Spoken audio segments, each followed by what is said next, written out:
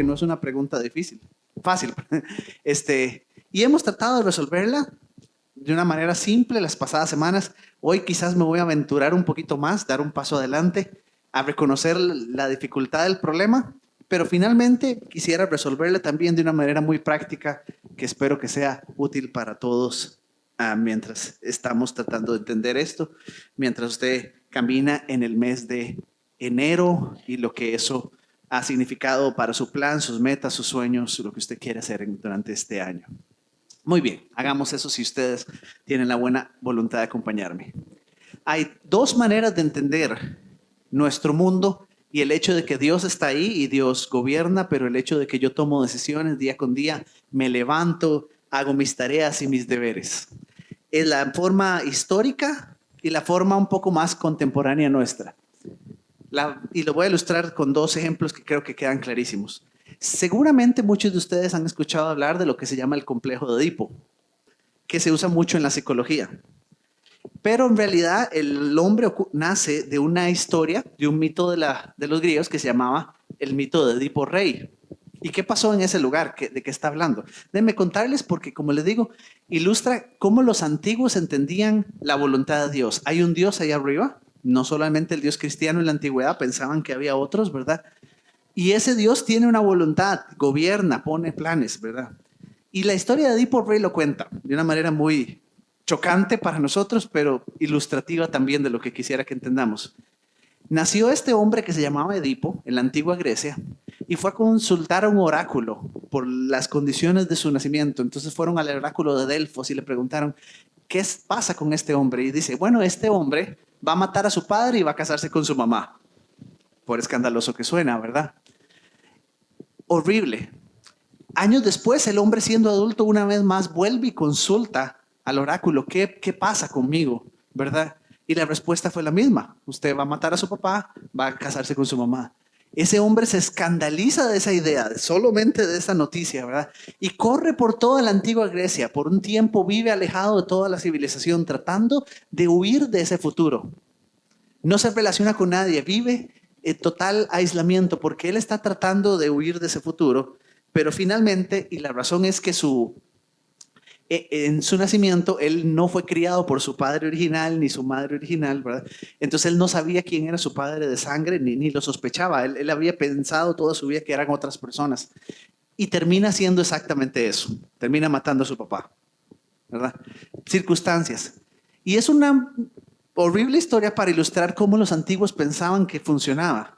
Hay un Dios que gobierna y él dijo, así es, y no importa si yo corro para la izquierda o no importa si corro para la derecha, no importa si yo hago esto o lo otro, no importa lo que yo haga, yo siempre voy a terminar haciendo lo que sea que el Dios que gobierna determinó que yo iba a hacer. No hay nada que yo pueda hacer para evitarlo, por horrible que sea, ¿verdad?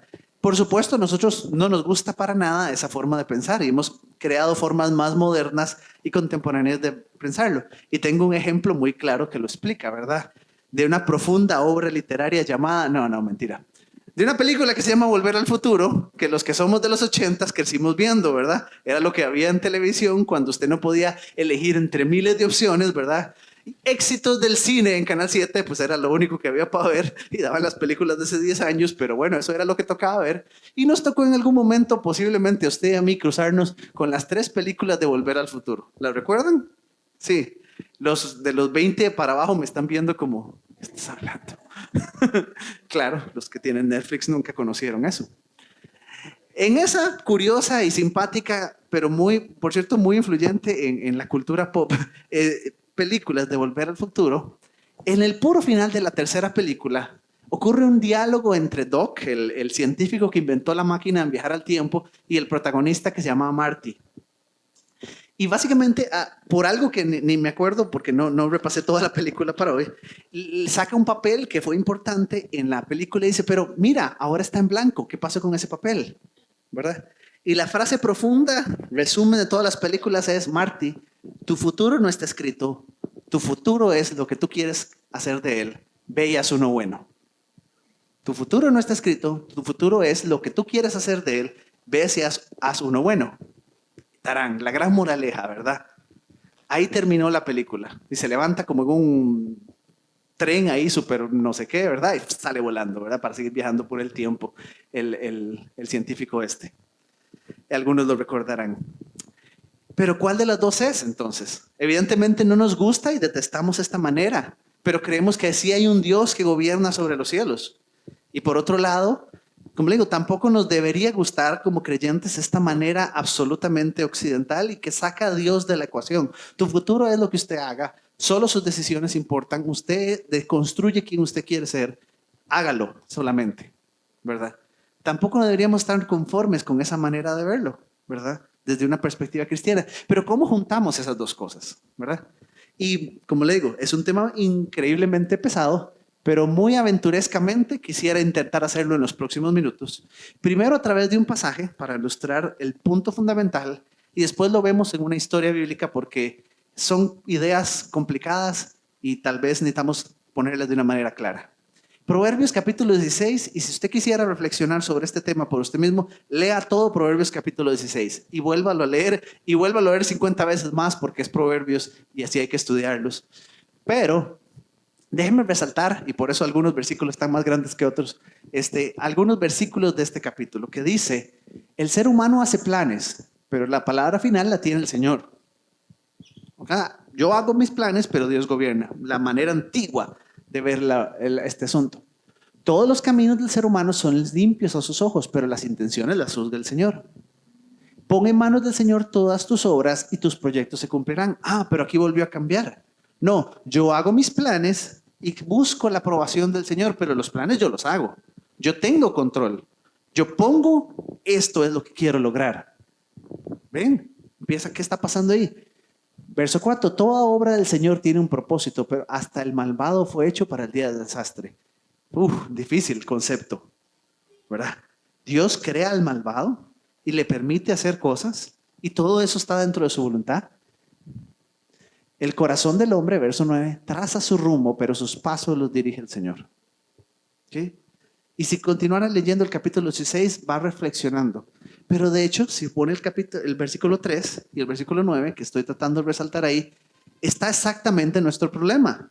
Entonces, ¿cuál de los dos es? Yo hago planes y nada más le pido a Dios que los bendiga, los apruebe, les ponga el sellito, ¿verdad? ¿O es que Dios hace y no importa lo que yo planeé? Eso al final del cabo no importa. ¿Qué carrera tenía que estudiar? Eso no importaba. ¿Con quién tenía que casarme? Eso no importaba. No importa lo que yo haga, ya Dios de todas maneras lo tenía elegido, ¿verdad? ¿Cuál de las dos es? Y la respuesta es las dos. Es lo que nos está diciendo el capítulo.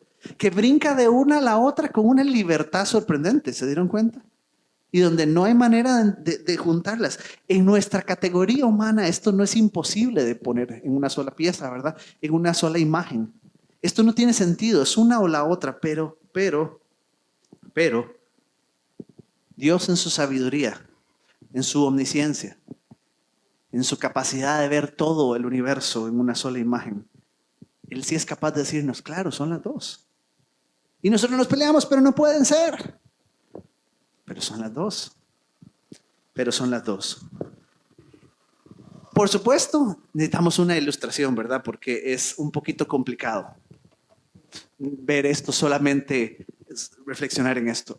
Y afortunadamente la Biblia de hecho está llena de ilustraciones, porque así es como funciona la Biblia, por montones de ocasiones.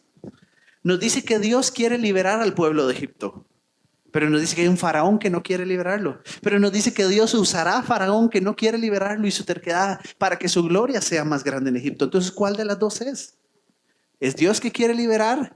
¿Depende del faraón? Si el faraón no cambia de actitud, no hay nada. Son las dos. Funcionan las dos. Exactamente ahí. Nos dice que el pueblo de Israel quiere un rey. Nos cuenta esa historia primera de Samuel. Pero Dios no quería un rey para su pueblo. Pero ellos insistieron que tenían que tener rey. Entonces Dios me dice, está bien, vamos a trabajar con eso. Pongan un rey. Y yo trabajaré, haré mi voluntad. Y precisamente Cristo nace y se cumple toda la profecía del Antiguo Testamento en la figura de un rey descendiente del rey David. Aquello que Dios les había dicho inicialmente al pueblo, no, ustedes no tienen por qué tener rey. En cierto momento Él dice, está bien, tengan rey. Y yo voy a usar eso para mis planes. Entonces, ¿qué pasó ahí? Dios dijo, se salieron de mi voluntad. ¿O es que Dios tenía una voluntad a través de este rey? Nuestra mente nos dice, es una o la otra, no pueden ser las dos. Y Dios dice, son las dos, no te preocupes. La semana pasada, Drake trató de resumir, y creo que de una manera muy, muy brillante, el libro de Daniel y el conflicto una vez más. Hay poderes en el mundo que gobiernan, hay hombres poderosos. Nabucodonosor es rey sobre todo un imperio grande y nadie puede hacer fuera de él. Y nadie puede contradecirle. Y Dios nos cuenta la historia. Dios está usando a Nabucodonosor para sus propósitos. Dios ya había hablado desde los profetas mucho tiempo antes. Yo voy a usar a estas naciones para hacer mi voluntad en medio de la tierra. Pero Nabucodonosor nunca oró. Nabucodonosor no creía en el Señor. Nabucodonosor nunca se dispuso en su corazón. ¿Cuál es tu voluntad? ¿Quieres que invada aquí o quieres que invada acá? Y sin embargo hace la voluntad de Dios. Y esta es mi preferida de todas. En el Nuevo Testamento nos cuenta esta historia muy peculiar al puro final del libro de los Hechos. Pablo está viajando en un barco que está en medio de una tormenta horrible. Hemos estudiado ese pasaje y debemos de seguirlo estudiando, es maravilloso. Y Dios habla con Pablo a través de un ángel. Tranquilo, no te vas a hundir, ni nadie de los que está contigo va a morir. ¿Ok? Pero curiosamente Pablo se para y empieza a darle a todo el mundo de comer y a trabajar y a ayudar y a animar a la gente. Pero ya de por sí sabe que no se va a morir. ¿Cuál es el asunto? En cierto momento los marineros se asustan y quieren salir, usar uno de estos barcos salvavidas y abandonar a todos los demás en el barco. Y Pablo se levanta y le dice al soldado romano, si estos hombres salen de aquí, todos moriremos. No, Pablo, pero entonces ¿cuál es? No puede ser una de las dos, tiene que ser una. O Dios ya dijo que nadie se va a morir o sí, ¿cómo es? Y sin embargo Pablo actúa y toma decisiones, ¿verdad? En cierto momento, pese a que conocía la voluntad de Dios, la voluntad expresa de Dios. ¿Acá? Y como les digo, esto es maravilloso porque toda la Biblia nos narra esta dinámica que nos narró Proverbios. Yo hago planes, pero Dios tiene la última palabra. Y quisiera por unos minutos descansemos en José, que al igual que como les digo, varias historias más de la Biblia ilustran esta historia, ilustran este principio. Porque creo que ahí se ve claro y también nos puede ayudar a aplicarlo a nosotros mismos. Y recordemos la historia de José, si usted no la tiene presente, en el libro de Génesis, ¿verdad? De este niño muchacho que fue vendido por sus hermanos, llevado a Egipto, pero que después de muchos acontecimientos, incluso habiendo estado en la cárcel, logra interpretar el sueño de Faraón, lo que le permite ahora ser gobernador de Egipto, lo que le permite guardar un montón de alimentos para una sequía que se acercaba, y con eso salvar a su propia familia mucho tiempo después. Solo para estar seguros que todos estamos en la misma página. Pero si usted conoce esa historia y la recuerda, ¿cómo comienza esa historia? Y vamos a comenzar con esta pregunta. ¿Qué hubiera pasado si José no es vendido por sus hermanos? ¿Qué hubiera pasado si José no fuese enviado a Egipto? Leemos capítulo 37, ¿recuerdan? Nos encontramos con un padre, Jacob. ¿Y qué está haciendo ese padre?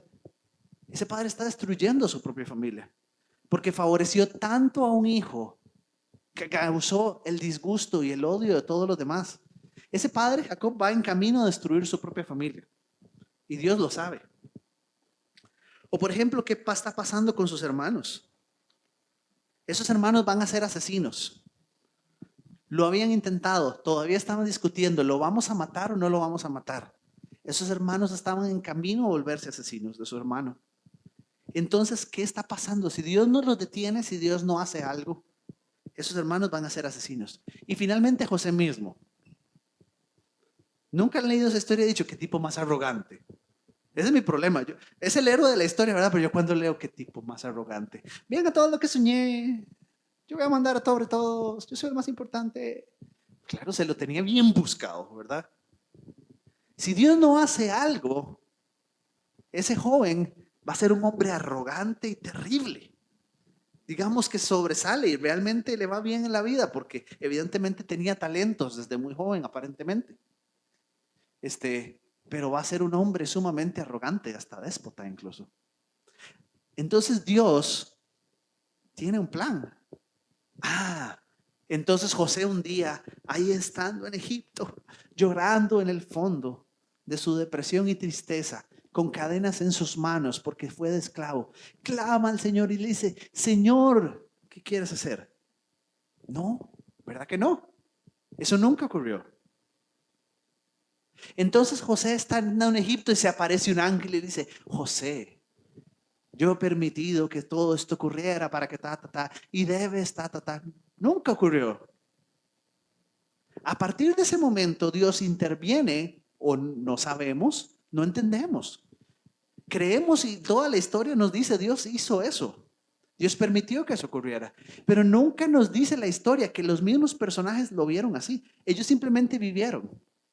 Y ellos simplemente empezaron a actuar acorde a lo que estaban viviendo. Y ahorita vamos a llegar ahí. Tal vez nada más veamos un par de cosas antes. Vamos a llegar ahí al punto donde José mismo, cuando perdona a sus hermanos, él les explica el porqué de todo esto. Porque en el puro final de la historia, en el capítulo 50 de Génesis, nos dice que José sí entendió. Y José supo que esa era la voluntad de Dios. Pero ¿cuándo la supo José? En algún momento, desde que él es vendido o maltratado por sus hermanos, Génesis capítulo 37, al capítulo 50, en algún momento de todos esos, José tiene que darse cuenta que todo esto que ha ocurrido es parte del plan de Dios. Y sin embargo, ¿cuándo? Nunca lo supo, nunca le bajó un ángel, nunca le dijeron, nunca le contaron. No tenía Biblia para leerlo. No leyó Génesis, José, obviamente. Entonces, ¿qué hace una persona que busca vivir la voluntad de Dios? ¿Qué hace una persona que busca vivir la voluntad de Dios? Y que entiende que la voluntad de Dios existe, es real, ¿verdad?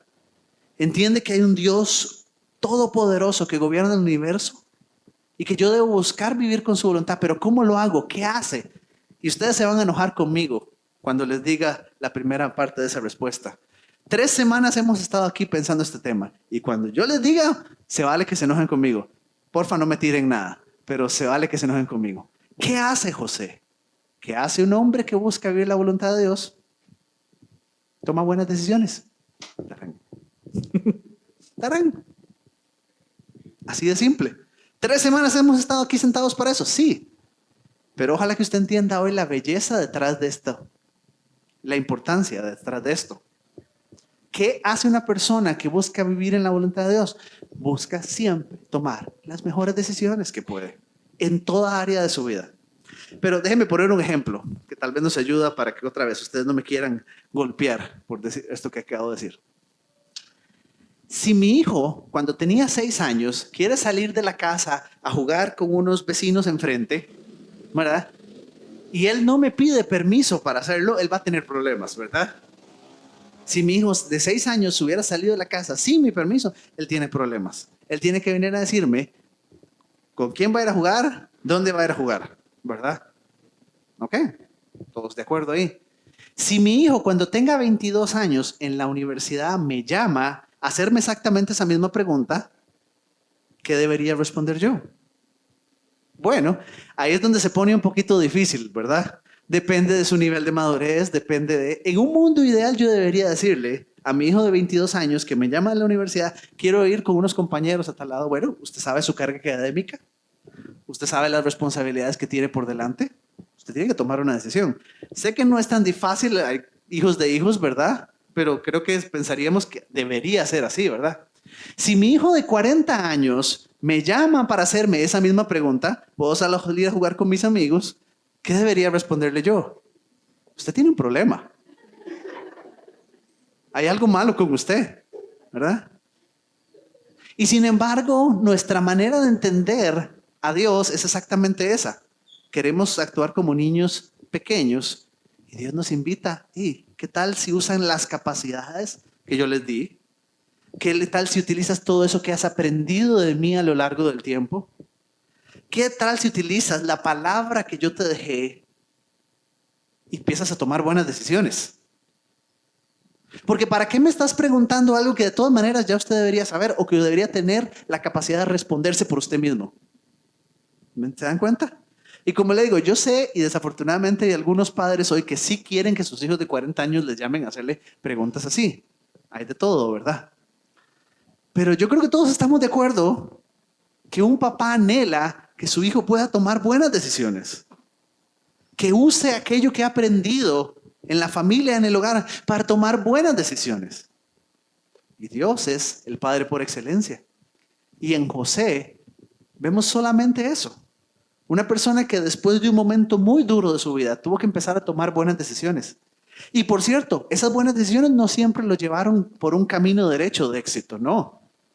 Terminó después todavía peor de como estaba, ¿verdad? Hizo lo mejor que pudo en la casa de Potifar y ni aún así. Y sin embargo, ¿qué siguió haciendo José? Tomando buenas decisiones. ¿Qué hace una persona que desea seguir la voluntad de Dios en su vida? Toma buenas decisiones. Pero también hace otra cosa más. Vamos ahí. O entiende una cosa más, y creo que a esto tal vez nos pueda ayudar.